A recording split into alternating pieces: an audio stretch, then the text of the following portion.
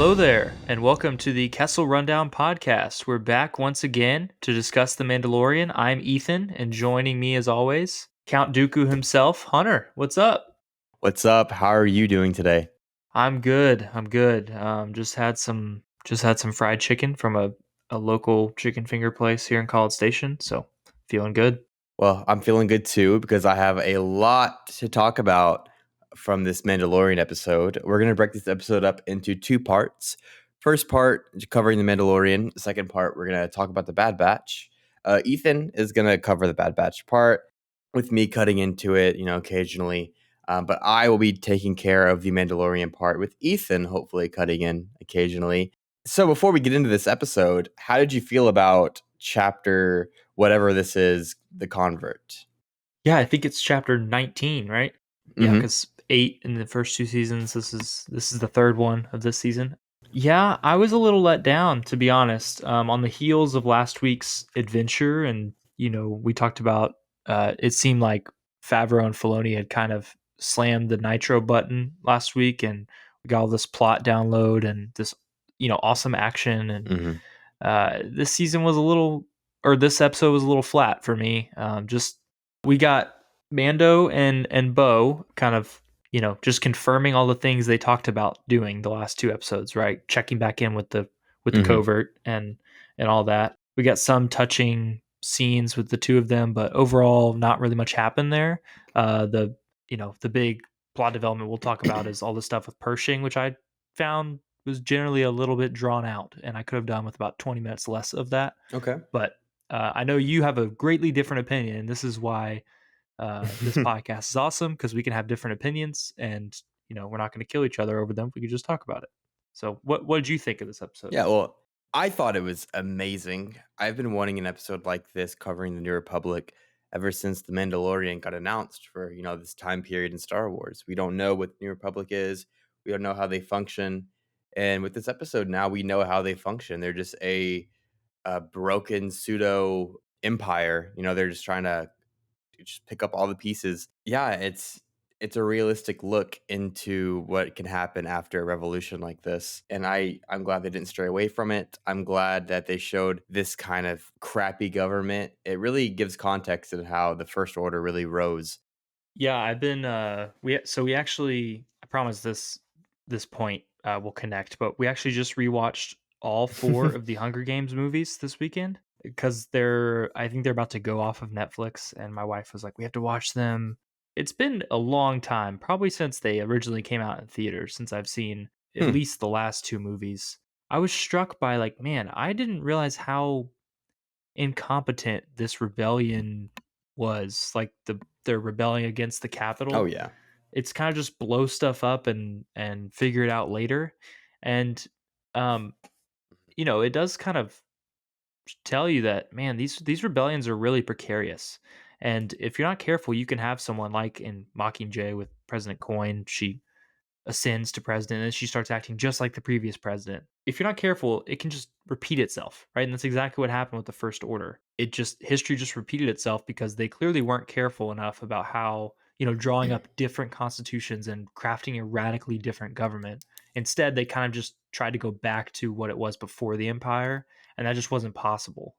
There was too many scars in the galaxy, right? So I did love that part about this episode, that we got to see a lot, just the incompetence in Coruscant. It was very Andor-esque in that way, of seeing the inner workings of Mhm. government, I guess. The Empire had their stuff together a lot more than the New Republic did. Oh But yeah. and that's saying something, considering none of the stormtroopers can hit the broadside of a barn. But I I did enjoy the inner working stuff. I just thought it was a little jarring to just be dropped into the middle of that, it's sandwiched in between Yeah. the main storyline of the season, if that makes sense. Yeah. Also, I just want to say last episode we called it how this season structure was going to go. Remember how we talked about last episode? Maybe this next one would be about Dr. Pershing and Coruscant, and then we got Dr. Pershing and Coruscant. I just want to say we called that out. Pat on the back. We did Hey, amazing. there's But there's a reason we're the number one viewed podcast named Kessel Rundown. It's there's a reason people hmm flock to us for Star Wars wisdom. Well, let's provide them with some more reasons. Let's jump into the episode of The Mandalorian. It opens back up at the Living Waters. Thank goodness. I didn't want to abandon Bo and Din just yet. Bo is still trying to process what she just saw, and Mando wakes up and says, "It's so funny." He wakes up and says, "Like, oh, we're redeemed now. That's all he cared about. We're all good. Let's go."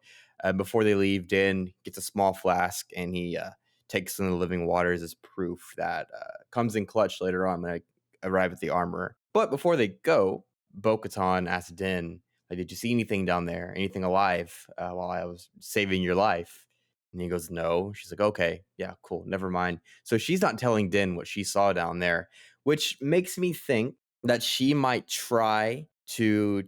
This is a wild card out there, but maybe she's gonna try to tame the mythosaur just like her ancestors did, so she can unite Mandalore and all the clans together again. Because, I think a mythosaur predates a dark saber. You know what I'm trying to say? Yes, yeah. So I had the same thought when she pops out of the water and she asked Din, like, "Did you see anything alive?" And he's like, "No, what do you mean?" She's like, "Oh, nothing, nothing." Like, okay, thanks. That was real smooth. But I thought she was checking, obviously, because if he had seen the mythosaur, he might want to go back, conquer it, and then he has the dark saber and the mythosaur, and then it's like, well, this guy's definitely going to be the leader of our people. But if Hmm. she's the one to come back, conquering this ancient mythical beast and rides in like the white knight, like, "Hey, I'm here for you guys again, it's me, but I'm redeemed in the Yeah. waters," or whatever, and like she has this claim to rule that probably, as you said, trumps the dark saber. That was my immediate Hmm. thought, so I'm glad that you were there too. And I think she gets along with Din and she doesn't mind hanging out with them, and Yeah. but I don't think she's done scheming. I'll put it that way. Oh no, yeah. The way this episode leaves off, there's going to be so much more in the future. But they get back on the gauntlet and they go back to Bo-Katan's castle. And while they're there, they're getting along and they all say this is the way. And Grogu adorably tries to say this is the way. And they both look at each other like, did he just try to say something? But right whenever they do that, they get intercepted by, well, TIE interceptors. The last time we saw a TIE interceptor in live action was Return of the Jedi. So this was just a great thing to see on screen. We've seen it in like Star Wars Rebels, I think, and other animation, but I do believe the last time we saw the interceptor in live action was Return of the Jedi. Did we not And see then while they're Gideon? fighting, Did Gideon not have any with him at the end of season 1? Like, wasn't that what he was flying? you know what? I don't believe so. I think that might have been an offshoot of a different TIE fighter, but I could be wrong. I know the interceptors do have the curved wings that go inwards. Right. I think Gideon did fly something like that, but I'll have to go back and check. But Mendo asked, "Why are there interceptors on us?" And she's like, "Well, I scugged off a lot of Imperial warlords in my day," and that had me thinking about a few Imperial warlords. One most famously, Grand Admiral Thrawn, probably Yeah, out there yeah. doing his thing. That was my first guess, but then I thought, no, they're probably not doing that. I think they would just go out and say his name.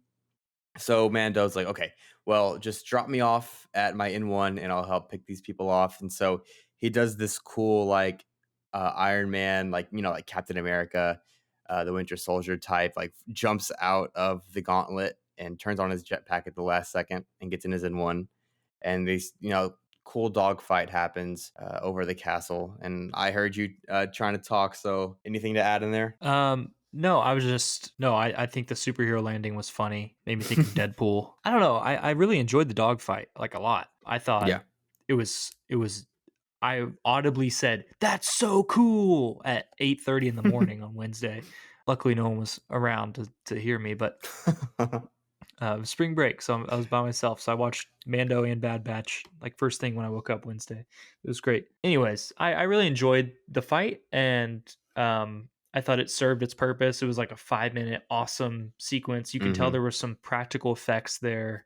The shots through the mountains and stuff seemed like real places, not like the Hmm. volume. And yeah, I thought man, this is another great episode. Like they're gonna jump from here to another meaningful thing, and that we're just gonna get more and more plot, and that's not really what happened, Well, in unfortunately. my opinion, they did.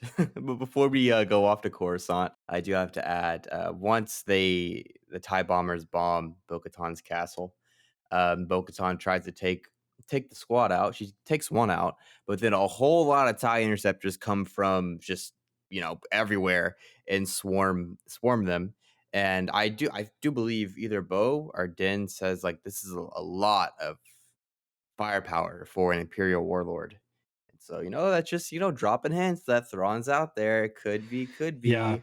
Uh, Well, I think my initial thought was Gideon. I didn't even think about Thrawn really, hmm because Gideon we learn later has escaped. Right. The tie interceptors I read somewhere they don't have hyperdrive capable or hyperdrive capabilities, so they had to hmm come from a nearby planet or a mothership, which means whoever sent Possibly, them yeah. is might just be in the area. Which I'm thinking about. Oh, Gideon Thrawn might be isn't. patrolling Yeah. Mandalore to see if Bo and Din come back. But yeah, hmm Thrawn could already, have been there. That's obviously the more interesting thing, and the easiest way to tie into the other series is to introduce Thrawn. So I hope that's what it is, and I hope Gideon just comes back and dies briefly or something in a battle later.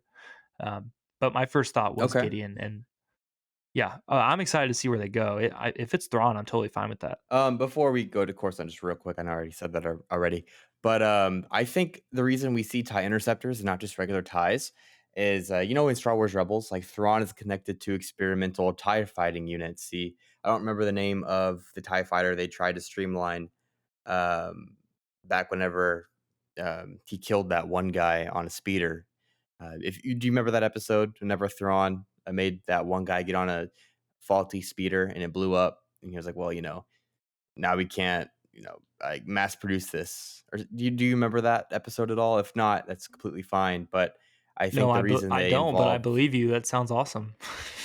I think that yeah, the reason they involved an offshoot of a TIE fighter is just to show, Thrawn's out there. He's connected to these different types of ties. But back to the episode, Bo and Mando, they jump off into hyperspace after Din tells Bo he knows somewhere. And we get a complete cut to the title screen. It's not like a Star Wars pan or swipe, it's a cut. So this is a whole entire different story.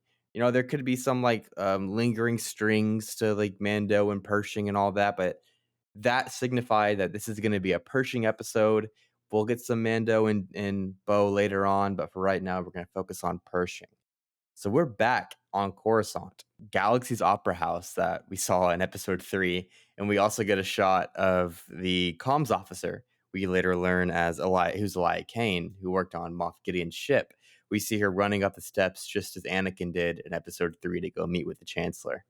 What did you think of how they shot this episode on Coruscant? Yeah, I mean, it seemed like they did more special effects than Andor. Andor obviously had special effects. You're not going to build hmm a city, but it seemed more realistic in Andor than it did here. And to me, they stayed in. Besides the first couple of sweeping shots, it seemed like they stayed in relatively small areas, like the plaza with the hmm mountain and all that. That could have actually been a set. I have no idea, but that's a relatively small area versus like sweeping shots of downtown Coruscant or going down to lower levels or whatever. For the hmm first 15-20 minutes, they stayed in manageable territory, and then with the train scene and all that, it's probably the volume, I would guess, is what they used. But yeah, Oh I yeah. I enjoyed it. I mean, I always enjoy seeing more of Coruscant. Didn't have the same magical feels it did for me in Andor. Having just seen it for the True. first time, that was the first live action Coruscant we've seen since the prequels, and it was just awesome. Oh my gosh, ah! hmm And so it didn't have quite the same punch here. I found myself just constantly being like, "Where are we going with this?" for half of the episode. So True. I guess I needed a photon fizzle. I thought it was a little Disneyfied Well, for me. I agree with you. I think they kind of did that on purpose to slowly dip us back into Coruscant. think they wanted to show us, like, the bright lights and all the remind us of episode 2, 3, and 1. I don't know why I went in that order, but, 1, 2, and 3.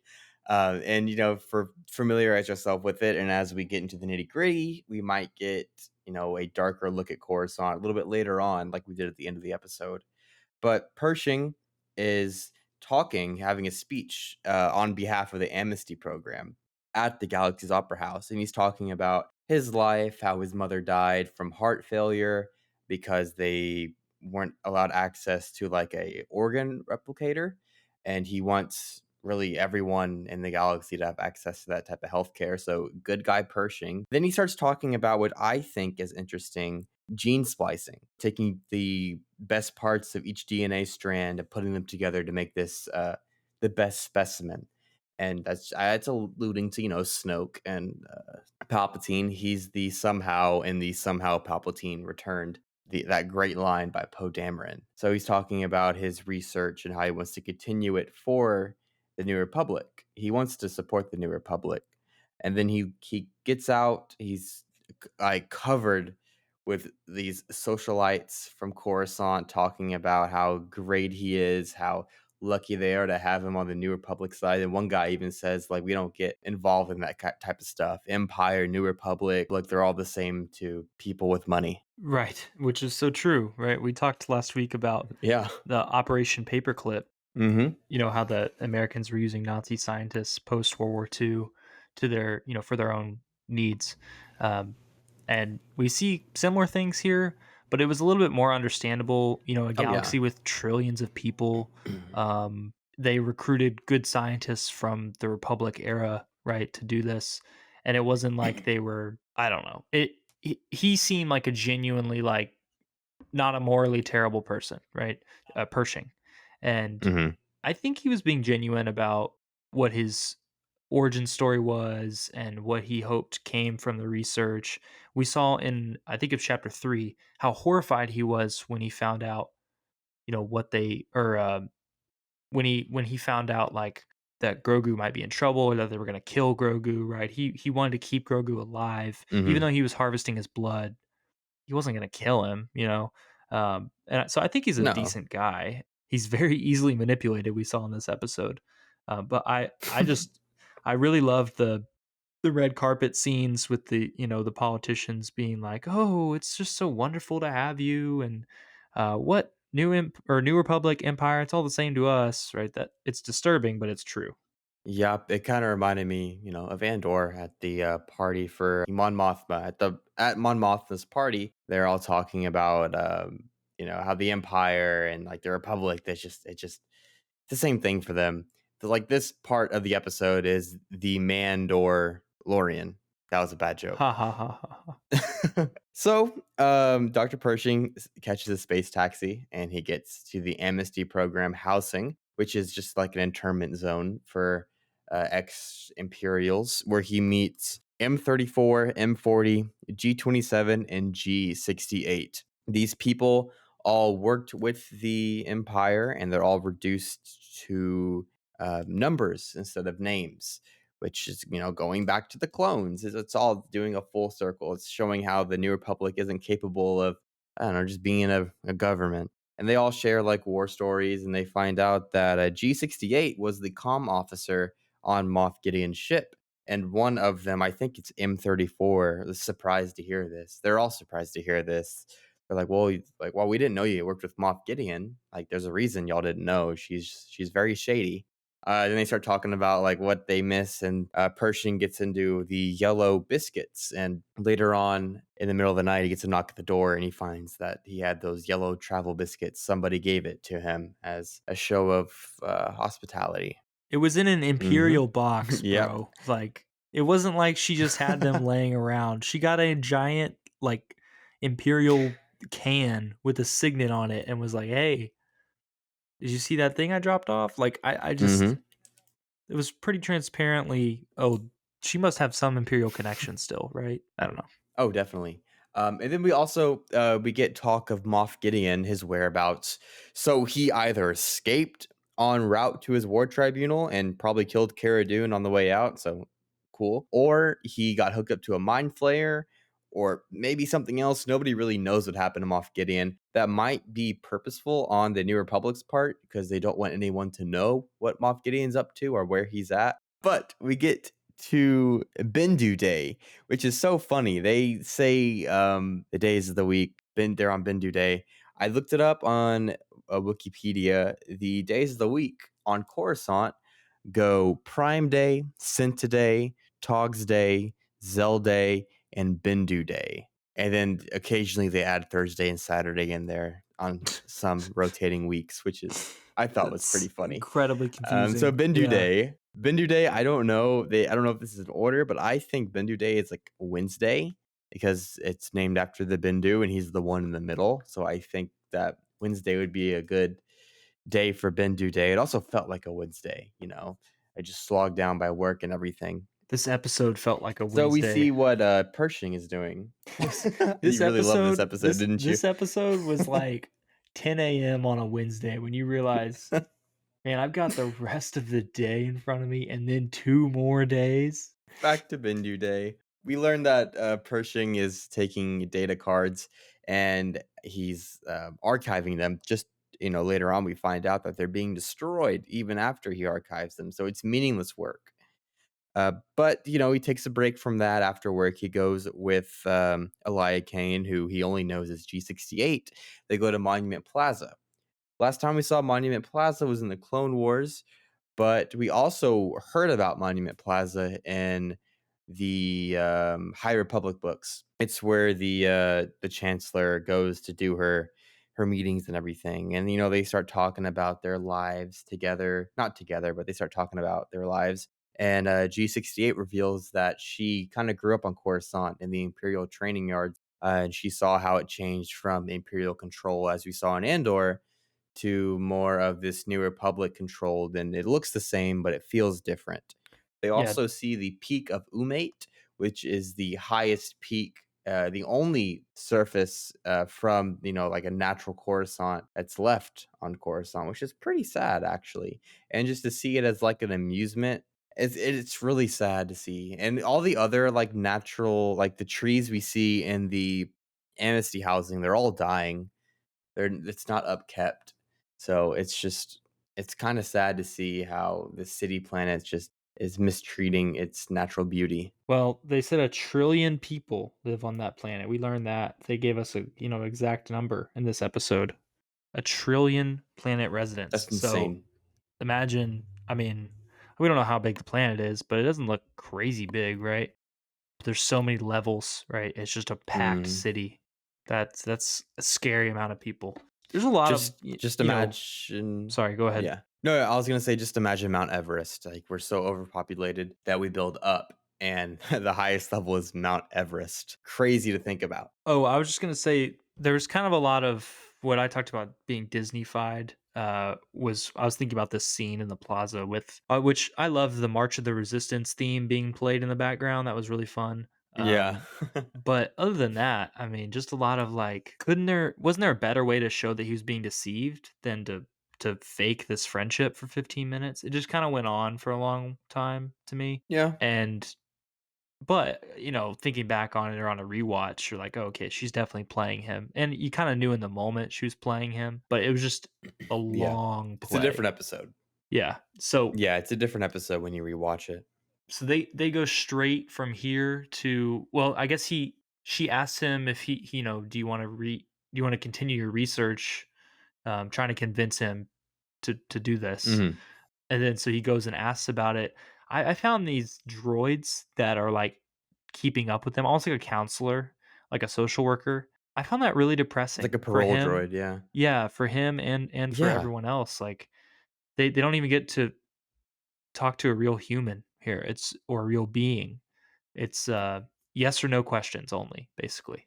Which I would imagine Mhm. can make it really hard to adjust to your new life. Yeah, he asked the parole droid if he could continue his research, and he's shot down because of like this Coruscant Accords, which is the New Republic guidelines on Coruscant. Yeah, just being shut down so quickly, no compassion, no empathy from the parole droid. But so he goes back to Elia Kane. He's like, I want to continue my research. He's like, okay, cool. There's a mobile lab station on Moff Gideon's decommissioned cruiser, which just so happens to be around the corner. It's where I Let's used go to and get work. it. Yeah, where Yeah. we both used to work. So yeah, he's like, oh, well, let me sleep on it. And the next day, I think on Togg's day, they use that as a joke later on, he finally finds out what he's doing to those data disks, and he's just archiving them to be destroyed. And that's kind of like the last, that's his limit. He wants to help the New Republic, and he doesn't see how just destroying Imperial data cards is helping the New Republic at all. Like It's the New fair. Republic famously, Mon Mothma, yeah, he like Mon Mothma like decommissioned the entire Alliance fleet, or like 95% of it, in show of how they've won the war and how it's a era of peace ahead of them. She decommissioned like 95% of the fleet, and then the rest of the fleet gets wiped out on Hosnian Prime when the First Order attacks. So it's just showing their hubris, as being this newly formed government of just squabbling babies. We also see in Leia's book Bloodline how she wants to become more than like a senator or something like that. It's during the New Republic era, and how these New Republic senators just squabble amongst themselves. It's nothing new. It's the Republic all over again, until the First Order wipes them out. So he sleeps on it. He finally gains up enough courage to go back to G68, and he's like, "Yeah, let's go do it." So they hop on a hover train, illegally, I might add, and they get chased by two ticket droids. Togs Yeah, no days, am I right? tickets. And they decide no ticket, no tickets at all. And so they jump out at like the last possible second and land on like probably the softest thing they could find, Yeah, very which conveniently thankfully that placed that was right mattress. there when Yeah. they landed. Yeah, and so they get into the Moff Gideon's light cruiser, and they look around, and she finally reveals to Pershing that her name's Elia Kane, trapping him in, more than he already was. Yeah, just a little bit of villain Then he exposition, gets, you know? yeah, yeah, and they get the mobile lab box, and as they're leaving, the New Republic, catches them, and it reveals that Elia Kane was duping him the entire time.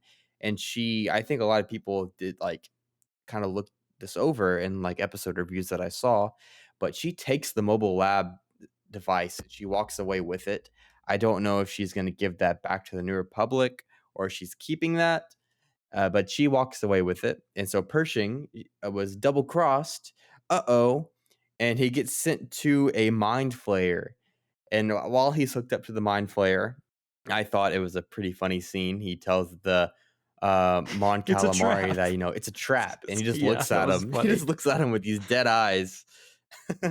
But also the whole time while he's strapped down to the mind flayer, the Mon Cala is like, "No, this isn't a mind flayer. We're not the Empire's son. This is a whatever." But it's a mind flayer. Sounds It's like a mind nothing. flare It's to nothing me. new. Yeah. If it looks like a mind flayer, smells like a mind flayer, it's probably going to be a mind flayer. But we also see Elia Kane in on the other side of the double-sided glass, and she's eating a yellow biscuit, and she raises the pain receptors on the mind flayer all the way up to like 11. And so she's trying to silence Dr. Pershing. I think she got what she wanted to get out of him, which is the mobile lab and his research. I think she's wiping his I memory, think right? that, yeah, that could be true. She's either doing that or she's killing him to cover up her tracks, because either she's working for Moff Gideon or she could be working for Grand Admiral Thrawn Well, I think the somehow. first is probably more likely, but Hmm. she's I think so definitely too. messing with his memory in some way, right? Eliminating his research completely, or stealing it and making sure Hmm. that she alone knows what he knows, or in some way. I'm not sure how she could do that, but the Hmm. fact that she ratcheted up, I think it's saying if it's at a low level, it's like massaging your mind, getting rid of your worries, kind of thing. But if it's at a high level, Hmm. it's like literally taking away your brain function. And so I was gonna ask you, like, what could Yeah. be her motivation behind just eliminating him as a threat. Because she didn't learn anything about his research really, right? So she just wants the cloning stuff to stop for Mhm. personal reasons. I think she's working for Moff Gideon, and he might have some information, and he doesn't want anyone else to be able to know about it. Maybe I don't know. Yeah, I think so too. This all leads up to Snoke, in my opinion. We know she went to the Galaxy's Opera House to watch Pershing's speech, where she sees him talk about all of his research. Genome splicing and putting everything all together, which eventually will probably lead to Snoke or cloning of that type of stuff. Moff Gideon might need that type of cloning and research to give to the Emperor on Exegol or something. We don't know Moff Gideon's motivations for cloning Grogu yet, or Pershing's, but I do think that she wanted to silence him so the New Republic couldn't do anything with Pershing. Because for some reason they were letting him talk about his research like in front of an Exactly. entire Yeah. crowd. I don't know why they would do that, but I think she saw that as like a threat that she needs silence now, and nobody else could get his research or his mobile lab station. So that's why I think she just silenced him so nobody else could really think about what he was doing or do what he was doing. Can we rule out a couple things? Can we say it she definitely wasn't doing Mhm. this in the best interest of the New Republic, right? She wasn't saying, "For the sake of No. the New Republic, this cloning technology must be rid of forever," you know? Uh, so I'm gonna kill him. It Mhm. wasn't that. It was definitely something nefarious, right? Just the look, the evil look as she eats the biscuit gives us that. Yeah. The question is, who is she working for? Because she's not interesting enough to have her own plot, right?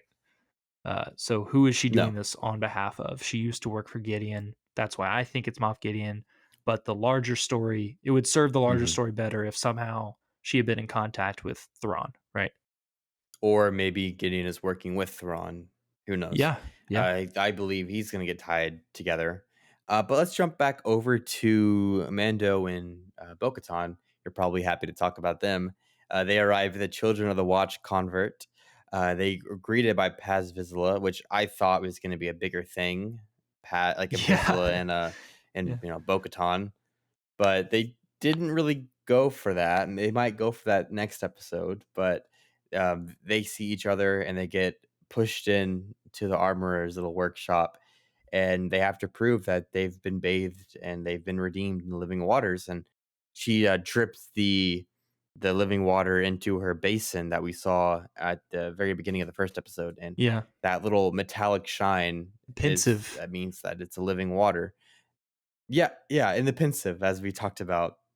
So they're both redeemed, and Bo-Katan, agrees to stay in this cult, which I think she's definitely playing at something, because we cut to her looking at the Beskar mythosaur symbol on the opposite Right. side of the room. She's staring at it very intensely, like how she stared at the waters, trying to find the mythosaur again.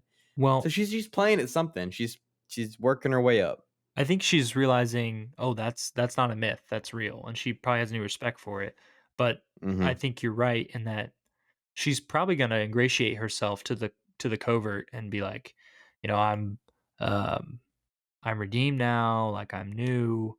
You notice how she ridiculed the idea that she was redeemed before, and then now the armor was like, "Oh, you fell Hmm. in too? You're redeemed too." And she's like, yeah, I guess so. And, she seemed touched. It's hard to tell with the helmets on, but she seemed touched that everyone was like, "One of us, yay!" Whenever her and Din are Yeah. welcomed in with open arms. So, I think she hangs out with them for a while, and Hmm. then, like you said, maybe starts to try to win people to her side. Um, Especially Paz, who I know the Yeah. Vizsla Kreese rivalry might get in the way, but Paz has no love for Din, right? So he could be a, No. a key ally if she was going to try and turn against Din. Hmm. Yeah, I agree with basically everything you said. She's going through an emotional turmoil right now. She just visited where she grew up, which was all destroyed. Her home got destroyed. and so they go, to the covert where everyone's welcoming her with open arms, and I think she sees it in a way that she can use that, for her own advantage, but I do think she's overcome with emotion because I would be too, going to 2 places, that I used to live that are destroyed and then coming, into, open arms of these people. But yeah, I think she's gonna use them in some way, and that's how the episode closes out until next week. Yeah. Yeah, so just real quick, I mean, where do we think we go from here? Like, Pershing seems to be completely out of the picture. I mean, his brain is goop at this point.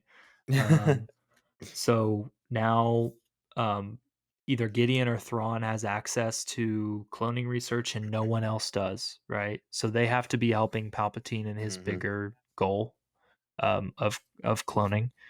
Um, so do you think we get more revealed Yeah. along that line? I mean, we would have to, right? I think we should. I think we might see Pershing again in, like, a vegetative state. Something might happen with Grogu or, something might come up how, Din has to find out where Grogu's blood was given to, and he tracks down Pershing, and he sees that Pershing is, um, He's a not real Pershing Gilderoy anymore, I Lockhart. guess. Yeah. Yeah. He finds out that Pershing's not Pershing, he's Gilderoy Lockhart now. And, he tracks down, either Elia Kane, or that's how they get back into the big picture of Moff Gideon and Thrawn and, Ahsoka. The next week's episode is directed by Dave Filoni, and, Ahsoka is his baby, Oh, so who yeah. knows? Ahsoka Yeah. might be in next episode. But also next week's episode is probably the shortest of the season. It's only like 30 minutes. So we'll see how that goes. But let's get into the Bad Batch. What did you want to talk about Bad Batch wise? Um, yeah, I mean, so we haven't actually covered the Bad Batch at all yet in this on this podcast. We've talked about doing it several times. Mm-mm. Um, so we're not going to go over like all of season one. Hopefully, if you're listening to this, you either watch it or you don't. So, if you haven't watched it, it's the first episode of season one, and then the last arc of that season, the last couple episodes, are absolutely thrilling. There's a lot of filler in there, but um, the first episode Hmm. of season one is basically its own movie about what happens immediately after Order 66 regarding the clones and some of the other Jedi on other worlds. And it lets us in, pretty deep into what's going on with the Empire, how they're forming, what are the actual mechanisms through which they institute control throughout the galaxy. We see a lot of different worlds be kind of overthrown in this first season, and we spend a lot of Hmm. time with Clone Force 99. Um, Omega, which is found out basically is the only other. She's like the female Boba Fett, right? She's the only other genetically identical clone to Django. Is that an Hmm. accurate? That's not sped up. She's just growing at a normal human rate, right?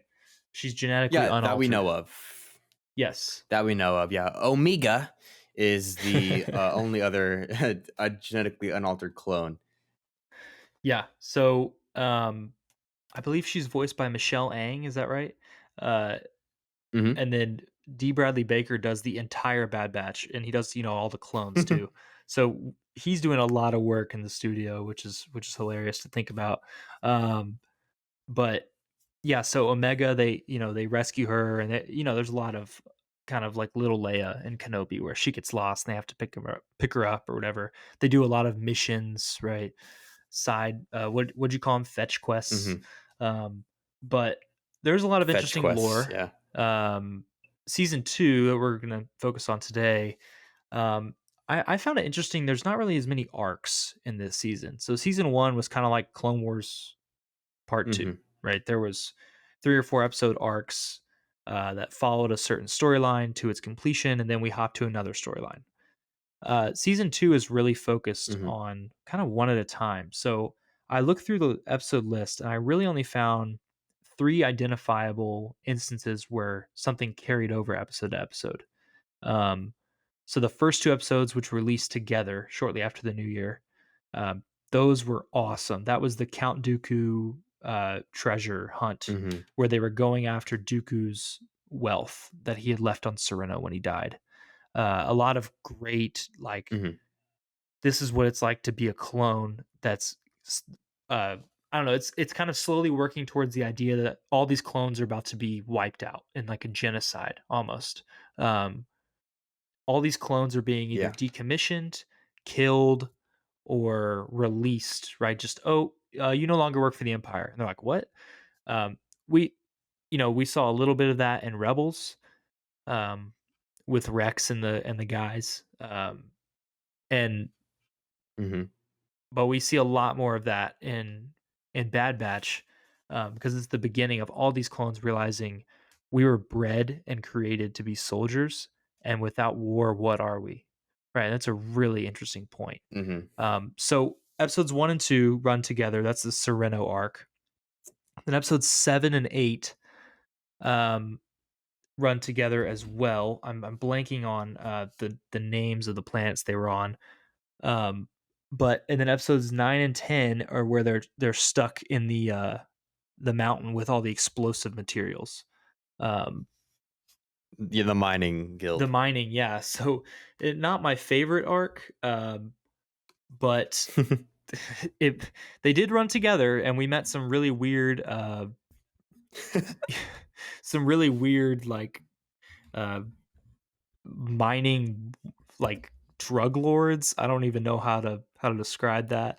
Um, That was good. yeah. Uh, but personally, my favorite part of this episode was episode 7 and 8. It's the most political part of this. So at the end of season one, that great episode Camino Lost, um, we get the destruction of the cloning facilities, and it turns out they just firebombed the entire planet, um, wiped out all the Mhm. Kaminoans except for two. The prime minister and the main scientist, which I don't remember their names, but they take they take them off world basically to use for their own purposes. The Empire does. So the Bad Batch and Omega um, barely escape, right? Camino, and so but in episode 7 and 8 of season Mhm. two, we get more backstory about why this plan was carried out, and basically the Empire's ultimate plan, or the Emperor's ultimate plan, is to replace all the clones with stormtroopers, right? Which we knew had to happen eventually. We knew, okay, in the original trilogy, they're not clones, they're stormtroopers, they're just men. So how do we get Mhm. from point A to point B? And it's way more interesting than I thought it would have been. Basically, this political, this plot is carried out to uh, to exterminate the clones so that they can have just loyal, empiric. How do you say this? Imperial citizens. There we go. Wow, that was rough. There you go. Um, so yeah, instead of having clones, which people see as like barbaric or whatever, you actually win the loyalty of your citizens by persuading a lot of them to sign up to fight for you. That's Yeah. why is as crazy, and there are some like anarchists in America. No one is seriously talking about anti-government anything like action, because the military is so strong, full of its own citizens that are your neighbors and your friends that are in the military. You would never think to do anything like that, right? So it's kind of the same idea. If we Yeah. can get all of our citizens to be invested in the success of the empire, it will actually last. And we can just use the cogs of the machine instead of, fear to squash the rebellion, right? Um, Hmm. so I found all that really interesting. And of course, the Bad Batch foil this plan, or they think they do. They expose this, um, this specific general for blowing up Camino and killing a bunch of innocent Kaminoans, and it gets revealed to the Imperial Senate that that's what happens, and Palpatine knows all along that it's going to happen, and we get this awesome scene. He plays them. Yes, he does. I just love that scene when he rises up in the middle of the Imperial Senate, doomsday music behind him, takes off his Mhm. hood, and is like, because of this, you know, uh, we this proves all the more why we need stormtroopers, why we need people who won't blindly follow orders. Yeah. And I was like, that was the most genius bit of writing that I've seen in a That long was time. such a masterclass. I love how he rises through the ashes of Camino from the holo projector. He's rising above all of that. It's just, ooh, chef's kiss. Yeah, Love it. I love the yeah. cinematography in that and how he just throws Rampart under the bus. That poor man. But he is a bad dude. He deserved it all. Yeah, well, the people who don't deserve what's about to come to them are all the clones that are stationed, increasingly more Mhm. and more stationed on outer rim planets, on places that they're definitely going to die on, right? That's my next point is that we see the big theme is the mistreatment of clones by the Empire and how they move on Mhm. from their uh, born to fight military, and how that the clones are real people with real feelings and they're being thrown aside like trash. Um, Within that, though, is the redemption of Crosshair or lack thereof. Um, and we saw in season one uh, he doesn't go along with what the Bad Batch is doing and running from the Empire, right? So they none of them have their inhibitor chips, or let me say that again. They all have their inhibitor chips, but theirs don't work correctly. Um, so I believe it's season one. Mhm. Yeah, at the end of season one, the big plot there is they're removing them before they can be triggered into regular clones, right? Into Hmm. being as aggressive and blindly following orders as regular clones. So they all get theirs removed, and they're like, "Oh, surely Crosshair. The reason he acts like this is because he hasn't had his chip removed, right? It's still there, and but it's revealed Mhm. in season two he had his removed. He just obeys the Empire because he feels it's best for him, which makes his redemption a whole lot harder to accomplish, right? Uh, he's not being mind controlled. He's doing this of his own accord, and he's doing terrible stuff, like shooting innocent people, like killing those civilians at the beginning of season two. He's doing terrible things for the Empire Yeah. of his own free will because he feels like I'm a soldier. I follow orders. It doesn't matter what the orders are, right? Good soldiers follow orders. That's what he says over and over. Yep. Um, So, after saying all that, we get to not the previous episode, but the one before, episode 12 of this season, um, Outpost, I think it's called. And we get this Yeah. awesome Crosshair solo episode where um, it's like seeing his redemption happen in real time. And he's not totally there at the end, but he's done with the Empire. He's not totally like back to oh, I'm gonna run around with my friends, Bad Batch from Clone Wars Crosshair, but Mhm. he's getting there, right? I love this episode. I loved what Yeah. um, Filoni and the guys have done with Crosshair's character. Slow and steady redemption arc, and it's going to take a long time, 2+ seasons, to turn him back. But we're learning a lot about the clones and a lot about the Empire Hopefully. in the process, right? Mhm. Yeah, I agree. Hopefully, it takes 2 or 3 seasons. Hopefully, his redemption isn't rushed. We only have 2 more weeks of the Bad Batch. We have next week, and then we have the week after that. It's going to be a double episode finale. Okay, yeah. So 14 is this coming Wednesday, and then 15, 16 is the next. Wow. Yes, Yeah, I think it's there's almost going to be a over. third season. If I had to guess, there's just too many untied Oh, bows definitely. left. Um, yeah, I've really Hmm. enjoyed this season. There have been a couple duds. You mentioned this past episode you thought was the worst one. Pabu, it's the episode 13. Episode 10, I hated. Hmm. Um, there was a really awesome Zillow Beast episode that didn't really do anything for the plot. Stuff like that is it kind of shows you how evil the But it was Empire the Zilla is. Beast. But yeah, yeah. Uh huh. These episodes do serve a purpose. They show you how close the crew is, how evil the Empire is, reinforces the overall Hmm. plight that these characters are in. But they can get a little boring. Um, and I just hope these last 3 are heavy hitters, that we get one solid arc of meaningful Bad Batch to end this second season and carry us into hopefully a great third season next year. Yeah, well, their track record's pretty good. Season 1 ended with 2 absolute bangers of an episode. Season 2, if I had to guess, just, the way everything's going, they might have to go rescue Crosshair from Mount Tantus, and that's where, Nala Se is. That's where, a lot of Imperial commanders are, all the cloning stuff. So if they wanna, like, kinda cross over with Mandalorian themes, they might in this season raiding Mount Tantus, Right. and because we still have a lot of scenes that we haven't seen from the trailer, which involve certain characters. So yeah, that's what I'll say about the last few episodes. But I'm very excited to see where they're gonna go. Yeah, yeah, I mean, we're probably gonna get some sort of, I would say, like, episode 14 is probably gonna be some sort of emergency transmission where Crosshair wakes up, realizes what's going on, reaches out to his friends, and calls for help, and then, Hmm. Gondor calls for aid, and who will answer, right?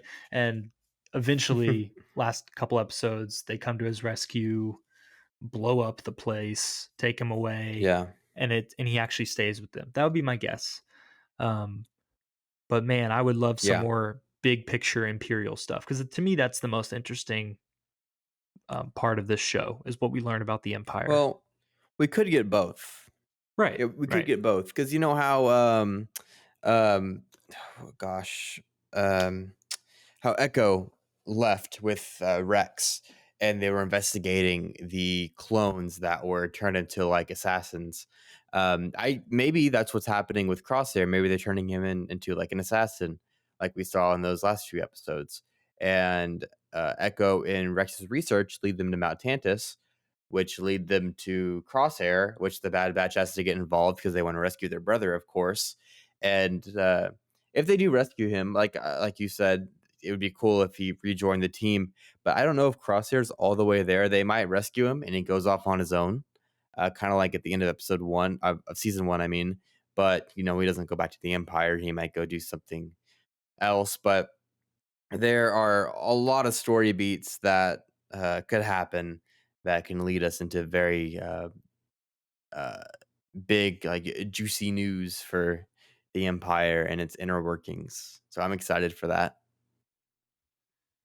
Yeah, yeah. I think um, if there's one thing I love about what Star Wars has done in the last couple years, it's exploring um, the mechanisms of the Empire, or of government and Star Wars in Hmm. general. Right.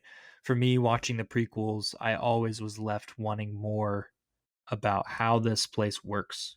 What are what makes this world tick? What makes the galaxy go? Why was it so easy for Palpatine to manipulate everybody? Um, I wanted the Imperial Senate stuff, when you watch the Hmm. original trilogy, and now we're getting all of that, and it's awesome. And I'm super excited about the direction of Star Wars in general, which is not something that you or I would have said, you know, 6 or 7 years ago, right? So we're truly blessed to be in this position.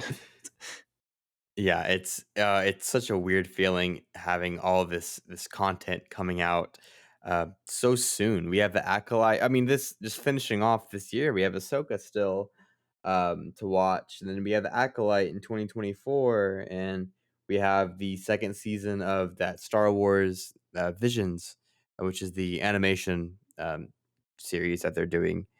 And we also have Star Wars Celebration coming up next month. I forgot the dates for the celebration. It's gonna be in London, and I believe it is, April 7th through the 10th, so that's really soon, man. We're probably gonna get a lot of news at Star Wars Celebration. I don't even know what we can talk about at Star Wars Celebration. I feel like we just covered everything last year, and now we have this coming up now. I just don't know what they're gonna reveal, and I'm excited. I'm excited to hear. Yeah, that's Do you have that's a any predictions on conversation. what they could reveal? That's a conversation for another episode. Yeah, our run time's getting about as long as Pin Pershing and what's her name's uh, carnival date was, but um, Yeah, I don't know. It'll be interesting to see. We'll probably cover that as it gets closer. It's always around mid-May, right? Late May. So, um, yeah, Yeah. I'm excited, and I'm excited to learn what's coming next year. But man, I can't wait for. I didn't even know the Bad Batch was going to be a double release next week. I'm so pumped about that. Yeah. Well, I guess we'll start to wrap it up. Thank you guys so much for listening to this episode of the Kessel Rundown podcast. If you like what you hear, please consider subscribing, liking, and sharing to everyone that you know. If you're listening to us on Spotify, listen to us again, share with everyone you know. It helps. We love spreading the gospel of Star Wars to everyone with ears. Oh boy. But again, thank you so much for listening to this week's episode. Thank y'all so much. May the force be with you and have a great week. See you next time. See ya.